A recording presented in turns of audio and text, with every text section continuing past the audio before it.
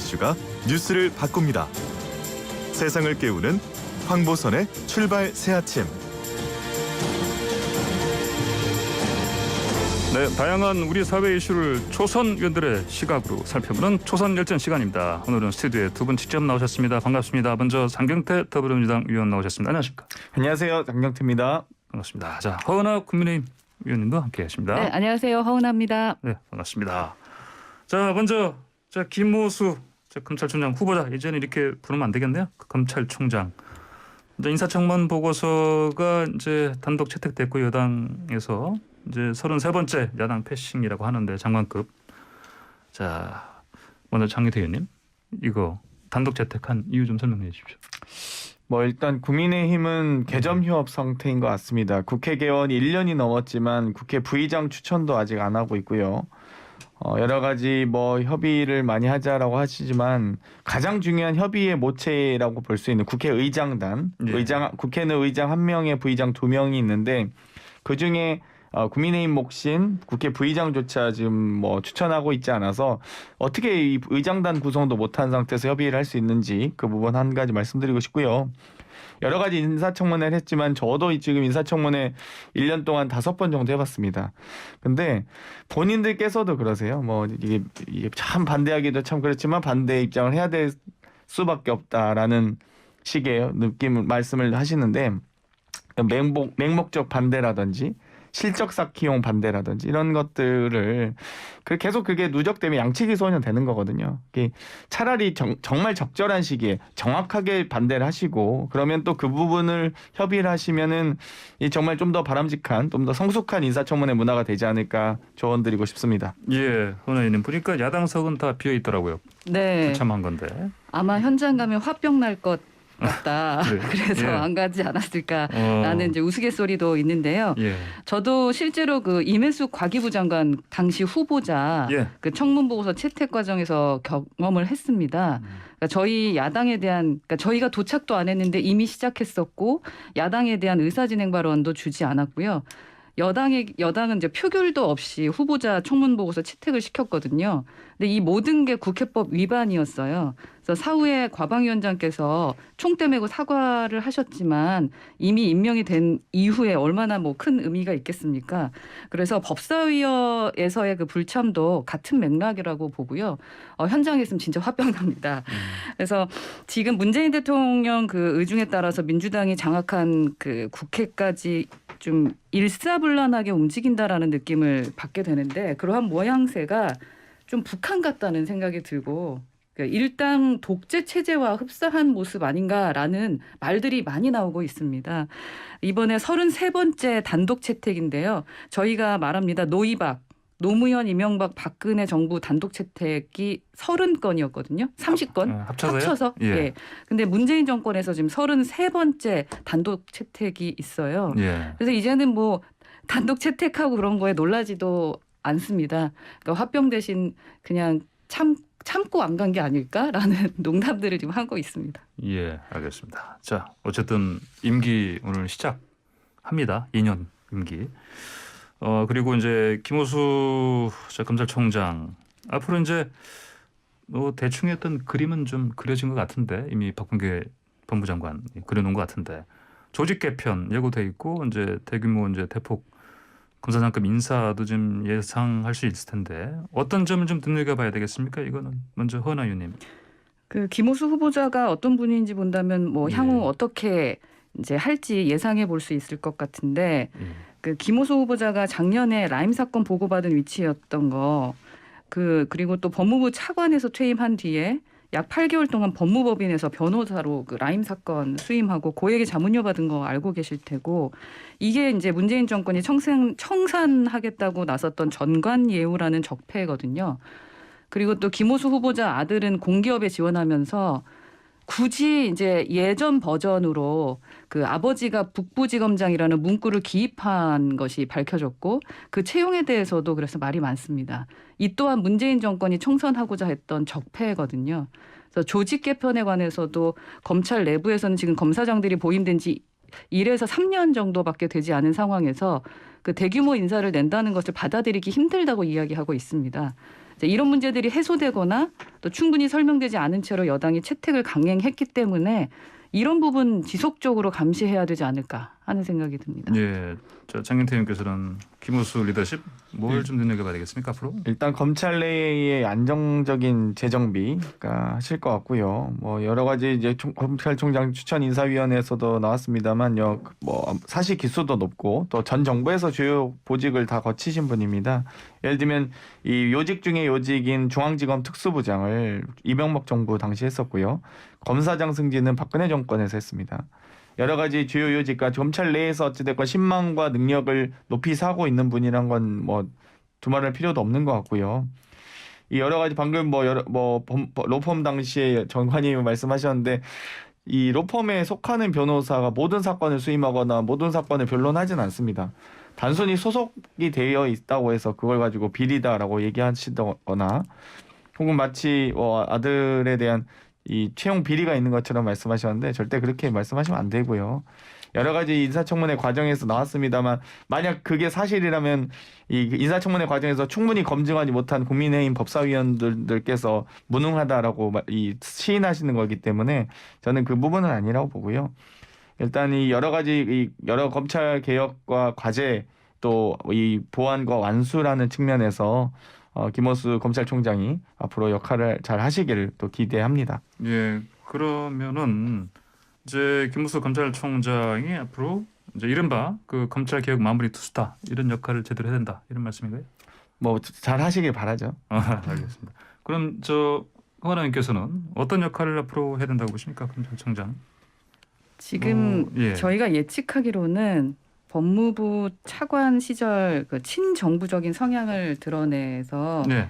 이미 검찰 내부적으로도 좀 신임을 잃은 인사입니다. 미들맨이라는 거 들어보셨을 텐데, 그래서 언급한 그 김호수 후보자 본인의 문제에서나 청와대로부터 후보자가 요구받은 상황에 대해서나 검찰 내외부적으로 신뢰받기도 좀 어렵고 정상적으로 리더십을 발휘할 수 없는 상황이지 않을까라고 예측을 하고 있고요. 이런 상황에서 김 후보자가 총장이 돼서 또 믿을 것은 청와대밖에 없다. 그래서 결국 청와대 검찰총장으로 움직일 것 같다라는 것이 저희 생각입니다. 예. 네. 자, 국민이 원하는 검찰 개혁을 완성하겠다. 자, 김 총장이 이런 얘기를 했었는데, 자, 국민이 원하는 검찰 개혁 이거 방향성 당연히 여야에서 바라보는 시각이 다를 것 같습니다. 허은하 의원님부터 좀 견해 주십시오. 저희 뭐 국민은 그 민주당 입맛대로 뭐 검찰을 난도질하는 검찰 개혁을 원하는 것이 절대 아니라는 거. 그러니까 검찰을 포함해서 우리 사회에 만연한 어떤 불공정과 전관예우를 혁파하라는 것이 국민의 생각이시다. 이제 그러한 기대에서 문재인 정부도 출범했었다라는 것을 다시 한번 되돌아봐야 된다. 이제 그런데 문재인 정권에서 한다는 검찰 개혁 좀 보면 그 검찰총장의 허가 없이는 수사할 수도 없도록 만들어 검찰의 손발을 묶는 거라던가 또 수사할 준비도 되지 않은 공수처를 좀 억지로 만든다거나 하는 것이 있었지 않습니까? 그리고 심지어 불공정과 정관예우 온상인 후보자를 검찰총장으로 지금 앉혔고 또 그것도 야당의 반대까지 무시하면서 임명하는 정권을 보면서 어떻게 국민이 검찰개혁을 신뢰할 수 있을까? 또 국민을 운운하는 것도 좀 부끄럽지 않을까? 저는 좀 그런 생각이 들고요. 본인들이 쫓아낸 윤석열 전 총장을 더 그리워하게 되는 그런 시간들이 되지 않을까 하는 생각이 좀 듭니다. 예, 지금 허은하 의원께서는 전관예우란 적폐청산 이게 검찰 개혁의 기본이다, 핵심이다 이렇게 말씀하셨는데, 그러면 장경태 의원께서는 앞으로 검찰 개혁 뭐가 방점이어야 됩니까? 앞으로 검찰의 셀프 면죄부는 없어야 합니다. 누구나 법 앞에 평등해야 되고요. 국민의 인권을 보호하는 수사가 되어야 됩니다. 뭐 두말할 필요 없이 공정한 수사가 되어야 되는데요.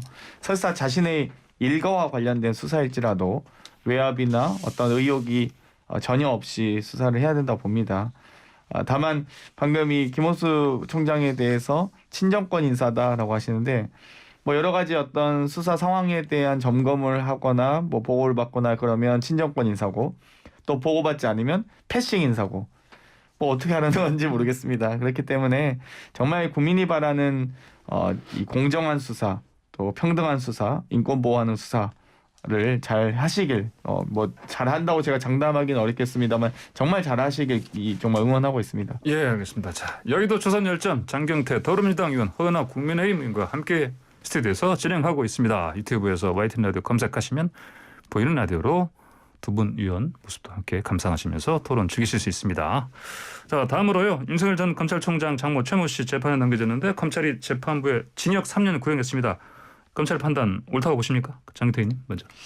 뭐 다소 미진한 부분은 있습니다.만 어찌되었건 이 구형에 대해서는 뭐 제가 특별히 이 코멘트하기는 적절하진 않고요. 예. 다만 철저한 수사로 진실이 꼭 규명되길 바랍니다. 다만 조금 뭐 다소 엉거주춤하는 수사로 보이는 측면이 있어서 그러지 않길 바라고 있습니다. 예. 네, 저도 같은 생각입니다. 이 부분에 대해서는 예.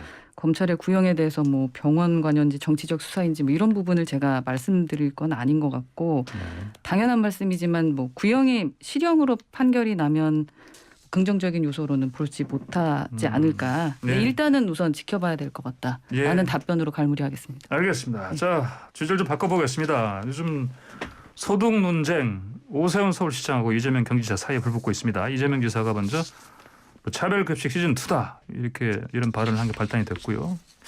그럼 이게 먼저 뭐 기본 전체 다 하느냐 또 선별이냐 이게 핵심 그 이슈 같은데요. 이 공방은 좀 어떻게 지켜보고 계십니까? 장경태 의원님 먼저 하십시오. 일단 복지 퍼즐을 잘 맞춰야 된다고 생각합니다. 기억 모양인지 니형 모양인지 큰 것 작은 것을 잘 골고루 잘 이 맞춤형 복지를 해야 된다고 보고요.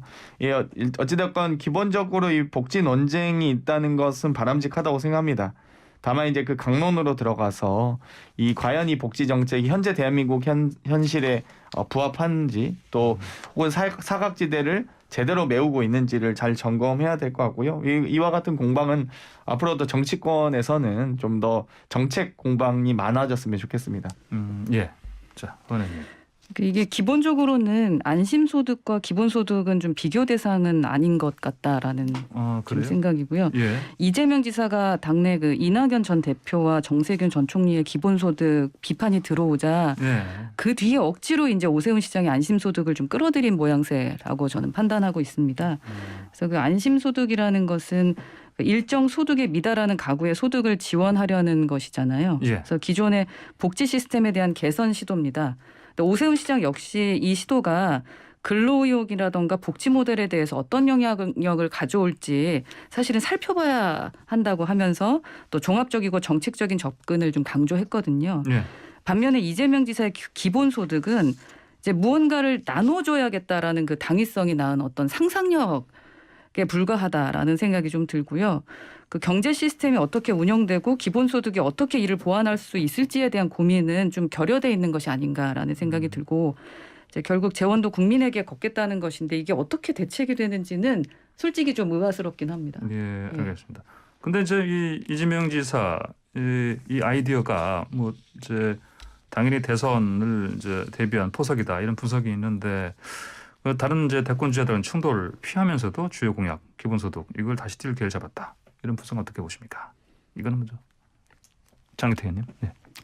서울과 경기도 각 지방 정부 간의 색깔 차이를 드러내는 것 또한 저는 정치권이 이 정쟁 경쟁이 아니라 정책 경쟁을 한다는 점에서 또 지방 정부가 정책 경쟁을 한다는 점에서는 일단 바람직하다고 봅니다. 다만 이 오세훈 시장이 얘기하는 안심소득인데 안심이 안 되죠. 사심소득 같아 보이는 그런 측면이 있습니다. 이 뭐 17조나 되는 재원일 서울시 1년 예산이 좀 한 50조 정도 될 텐데요. 그 1년 예산을 감당할 수 있을지도 모를 텐데 또 그러면서도 증세 없는 복지 정책을 시행하겠다라고 하시는데 이 정도 규모의 복지 정책은 사실 지금 우리가 재난지원금 얘기할 때나 추경 얘기할 때 17조 하면은 중앙정부에서도 국채 발행합니다. 근데 서울시 정부가 이 17조를 감당할 수 있을까요? 저희 10조만 넘어가도 개수 조정해가지고 될 수 있는 돈이 아니거든요. 그래서 저는 자꾸 이 여러 가지 이제 민주당 내에서 뭐 이익공유제라든지 손실보상제라든지 재난지원금에 대한 여러 가지 논쟁이 있고 또 1, 2, 3차, 4차에 걸쳐서 재난지원금을 지급할 때도 국민의힘은 국채 발행하지 말라고 해서 또 재난지원금 지급한 적도 있고 또 국채 발행하면서도 지급한 적 있고 1, 2차 때는 반대하시다가 3차 때는 또 하자고 하고 4차 때는 또 하지 말자고 하고. 그러니까 저는 일단 일관된 복지 정책에 대한 기조를 좀 가지시는 게 좀 중요하다라고 조언드리고 싶고요. 또 중앙당의 그러니까 어떤 이 국민의힘 당의 입장과 또 이 당 소속 시장의 입장이 또 이렇게 다를 수 있나. 좀 뭐 어디에 눈높이를 맞춰야 될지 모르겠습니다. 그리고 이 방금 이 오세훈 시장의 안심소득 또한 제가 안심이 안 된다고 말씀드렸던 게 혹은 사심소득이라고 말씀드렸던 게 이 여러 가지 근로조건 과정에서 소득은 좀 차이가 있을 수 있습니다. 이 기업의 환경에도 있을 수 있고요. 또 업무나 역할이나 근로 시간에 따라서 다 차이가 있을 수밖에 없는데 월급이 적은 게 개인의 노력이 부족해서가 아니거든요. 오히려 어떤 특정 이 급간을 정할 경우에 근로욕이 오히려 낮아질 수도 있고 그렇습니다. 근데 이런 부분을 좀 더 좀 정밀하게 아무튼 설계하셨으면 좋겠는데 좀 너무 급조했다라고 혹은 오히려 이 오세훈 시장이 또 이 대선을 포석에 둔 예. 오히려 스스로 그런 공약을 자초한 것이 아니냐는 생각도 듭니다. 예, 허은하 의원님. 네. 그럼 전 이제 이재명 시장에 대한 얘기를 해야 될 것 같은데. 예, 저기 네. 뭐 재원 마련 관련해서도 네. 말씀해 주세요. 지금 그 소득 주도 성장이나 뭐 코로나의 여파로 인해서 예. 경제 성장이 거의 둔화됐지 않습니까? 그러다 보니까 이재명 지사가 대선을 위한 경제 정책으로 기본소득을 크게 홍보하는 것으로 좀 비춰집니다. 지금 대대적인 홍보를 좀 하고 계시는데요. 근데 우리가 한 번쯤 생각해야 되는 것은 국민들은 4년 넘게 문재인 정권을 겪으면서 이대로 가다가는 다 망한다 이렇게 좀 걱정하시는 목소리가 더 커졌다.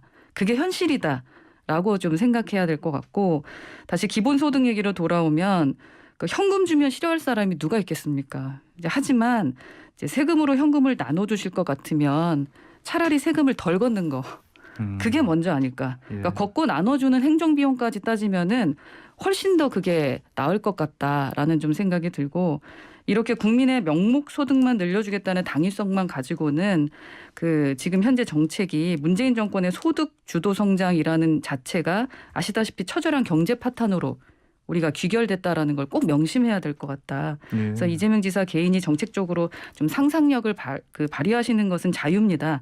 하지만 그런 식의 접근을 계속하다 보면은 경제 파탄으로 분노한 국민들의 선택을 받기는 좀 어렵지 않을까. 네, 조정이 좀 필요해 보입니다. 알겠습니다. 장 의원님 추가해서 말씀하실 거 없으면 다음 주제로 넘어가겠습니다. 자, 국민의힘 이제 전당대회 이제 6월 10일이죠. 열리는데 이른바 이준석 돌풍 신도림이 지금 아주 거셉니다. 일단 이 현상 관련해서 먼저 두 분 다 초선인이시니까 생각하시는 게 많을 것 같아요. 먼저 장경태 의원님. 뭐 일단 40세 이상이만 대통령 후보로 출마할 수 있다 이 부분은 뭐 네네. 사실 너무 이 정치적인 어떤 고려를 네. 통한 네. 뭐 62년도 군사 정권 당시에 이 박정희 당시 장군께서 이 후배들을 막기 위해서 만든 조항 아니겠습니까? 헌법상의 그렇기 때문에 40세 이상 규정이요. 그렇기 때문에 이 부분은 뭐 이제 너무 시대착오적인 조항이다라고 보고요. 네. 다만 이 개헌 절차가 워낙 또 복잡하고 민감하기 때문에 지금 이 개헌을 이야기하기보다는 좀 더 이 가까운 미래를 먼저 만들어가는 게 또 가까운 미래를 먼저 설계해가는 게 중요하다고 봅니다. 예를 들면 이 피선거권이 지금 만 25세 이상으로 되어 있는데요. 선거권은 만 18세 이상입니다. 피선거권과 선거권을 일치시켜서 피선거권을 만 18세로 바꾸는 공직선거법 개정이라든지 예. 교육감의 선거권이 만 18세 이상으로 되어 있습니다만 청소년들의 참정권 보장을 위해서 만 16세 이상으로 개정하는 등의 어떤 가까운 미래를 먼저 설계해가는 좀 노력이 먼저 필요하다. 예. 그렇기 때문에 일단 청소년의 정당한 권리를 찾아주는 의미도 있지만 여러 가지 지금 현행 법률상 이 개정할 수 있는 사안부터 우리가 먼저 찾아서 고쳐 나갔으면 좋겠습니다. 예. 네, 이준석 현상에 대해서 질문하셨던 것 같은데 네네. 우선은 이게 대한민국 역사상 최초 예. 30대 중반의 당대표 후보가 네. 나오느냐 마느냐 이거는 뭐 그 세계에서도 관심을 갖게 되지 않을까. 이는 예. 저희 당이 쇄신했고 젊어지고 있다라는 것을 네. 뜻한다. 그래서 꼰대 정당이라는 그 이미지가 이제는 더불어민주당에 가 있지 않습니까? 그래서 다음 대선에 상당히 큰 영향을 미칠 것 같다라는 생각이고요. 네. 지금 현재 이준석 현상은 국민의힘이 지금 춤추게 만드는 현상이다. 그리고 또한 국민들이 무언가를 기대하게 하는 예. 그래서 대선을 축제로 만들 수 있는 어떤 현상이다라고 예. 저는 말씀드릴 수 있겠습니다. 예. 자, 시간이 얼마 안 남아서. 네, 예, 너무 말씀하세요. 꿈보다 해몽이 더 좋으셔서 네. 제가 좀 말씀드리고 싶은데요. 예. 어찌됐건 두 가지 측면이 있다고 봅니다. 첫 번째는 탄핵의 강을 건너고자 하는 보수 지지층의 강력한 열망이 투영된 것이라고 봅니다. 어찌됐건 박근혜 정권의 출범과 탄핵 과정에서 직간접적으로 관련이 있었던 관여하거나 뭐 책임 있는 분들이 더 이상은 이제 그 시대를 종식하자라는 강력한 열망이 큰 것 같고요. 두 번째는 이 중진의 한계가 분명한 것 같습니다. 그러니까 국민의힘 후보님들 중에서도 어찌됐건 수도권 의원님들이 많은 또 의정 활동을 해주신 분들도 몇 분 계시는데 대부분 낙선하셨죠. 그 단적인 예가 조영 후보 에베레스트 발언입니다. 이 나경원 후보가 동작에서 이준석 후보가 노원에서 출마했었는데 두 분이 만약에 대구에서 출마하셨다면 당선되셨겠죠. 그러니까 자꾸 8003만 올랐기 때문에 이제 그렇게 당선되신 건데 어찌되었건 이 중진 의원님들의 어떤 여러 가지 인상적인 의정 활동을 보여주지 못한 한계를 극명하게 드러냈다. 그렇기 때문에 어찌되건 한 사람에게 너무 몰려서 책임이 쏠리는 책임과 기대가 같이 쏠리는 기대와 함께 우려도 하고 계신 게 국민의힘 의원님들의 이 속내인 것 같습니다. 그런 아니, 부분에 밖에서 대해서 보시기에 만약 그렇게 네. 보인다면 저희 중진들께서 반성을 하셔야겠지만 내부에서 바라보는 저희 중진들은 그렇지 않습니다. 정말 큰 일들을 많이 하셨고 노련하게 하고 계시고 어제 뭐 백분 토론도 보셨겠지만 서로를 감싸주고 그 이준석 현상에 대해서는 상당히 긍정적으로 서로 생각하고 있다. 좀 더 젊어지고 또 외연 확장을 하기 위해서 그 시선의 그 깊이와 넓이를 넓혀가고 계셔서 저희는 그 중진들에 대한 감사한 마음도 갖고 있다는 이준석 말씀을 현상에 드리고 대한 싶습니다. 기대도 분명하지만 네. 사실 이준석 당 대표에 대한 우려도 있는 건 사실 전혀 아니겠습니까? 지금 현재는 그런데 그렇게 허 생각하지는 의원님은 않습니다. 당연히 이제 좀 더 변화를 바라시는 네, 네. 마음이겠지만 다른 분들의 의견 좀 다른 분들도 계신 것 같습니다. 저희 당내 상황을 어떻게 네. 더불어민주당이 더 많이 아는지 저희는 모든 준비가 되어 있습니다. 어느 분이 되시더라도 예. 저희의 쇄신의 시작은 이미 시작됐다. 네. 터닝 포인트를 넘었다라고 생각합니다. 오늘 두 분과 그 또 신간 조국의 시간 책도 좀 얘기를 나눠봐야 되겠는데 시간이 그러게 좀 말입니다. 다 됐네요. 예, 자 오늘 두 분 초선일전 토론 여기까지만 듣겠습니다. 고맙습니다. 감사합니다. 감사합니다. 네, 지금까지 허은하 국민의힘 의원, 장경태 더불어민주당 의원과 함께했습니다.